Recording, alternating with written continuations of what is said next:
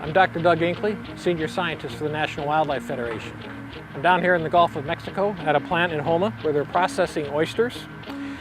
And one of the things that has really struck me about my tour today, to understand how they were harvesting oysters out in the Gulf, how they're processing them and packaging them off for shipping, is that these people are facing a tremendous amount of uncertainty. So that's all we do is oysters, and that's our way of life. I mean, that's how we pay the bills, how we go about our daily routine.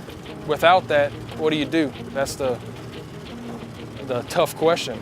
And it's a really good business, has been, but we're dealing with this oil now, and hopefully we don't have to deal with it to where it shuts us down like a lot of people have to do.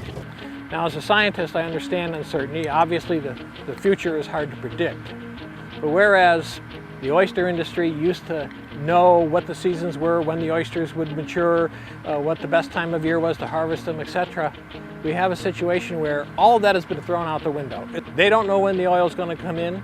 They don't know if the oil is going to come in. They know that it has come in already in some areas, and they don't know how soon they're going to be able to open it. Fortunately, the cap has been put on the oil spill. But what we have to understand is that this oil spill has only just begun. And it's likely to continue for years, if not decades, in terms of its impacts. The National Wildlife Federation was here on site, helping to restore the wetlands in this region even before this oil spill occurred.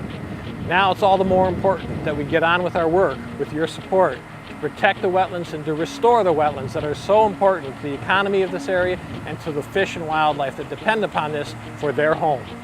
Thank you very much again for your support of the National Wildlife Federation.